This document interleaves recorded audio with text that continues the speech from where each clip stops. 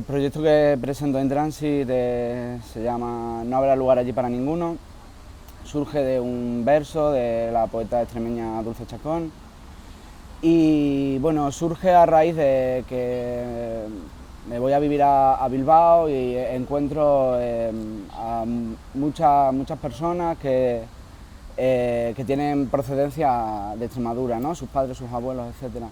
Y hasta ahora no me había replanteado nunca, ¿no? el pensar sobre mi procedencia, ¿no?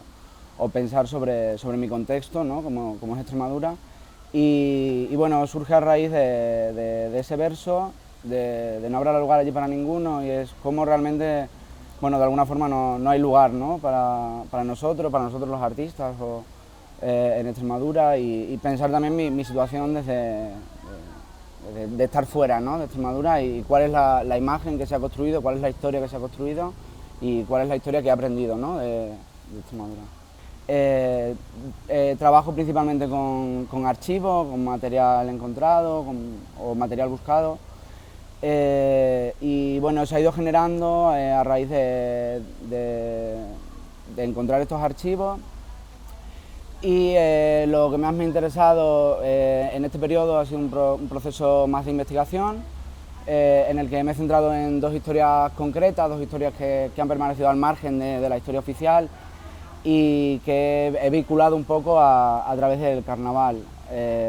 Estas historias, bueno, tendrían que ver por un lado con el asalto de los campesinos en el 36 y por otro lado con la historia de Josefina Rutier, que es una poeta extremeña, una poeta prácticamente desconocida hasta hace escasos años, y que de alguna forma en los dos encuentro en la tradición carnavalesca un vehículo para explicar cuestiones sociales y políticas que suceden en ambas historias.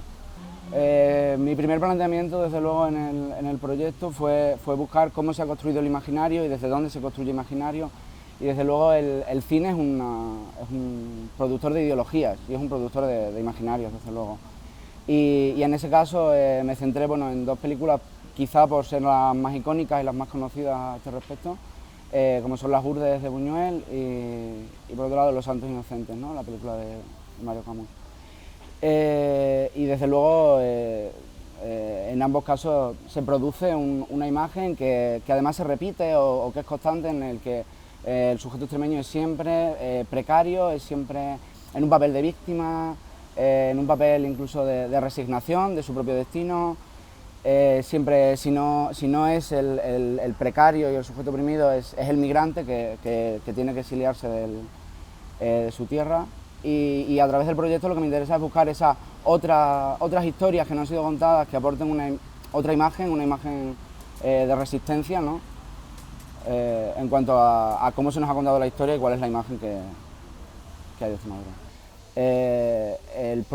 El diálogo o hacer otras conexiones, hacer otras narraciones, aporta otras posibilidades, o lo que a mí me interesa es quizás no tanto venir a sustituir, porque quizás sería como algo, o sea, no es sustituir la imagen que hasta ahora ha tenido, sino aportar otras líneas que pongan sobre la mesa otras ideas, ¿no? Igual que sea más que convivan con otras que ya hay o que ayudan a desestabilizar la imagen más hegemónica que hemos tenido hasta ahora, ¿no?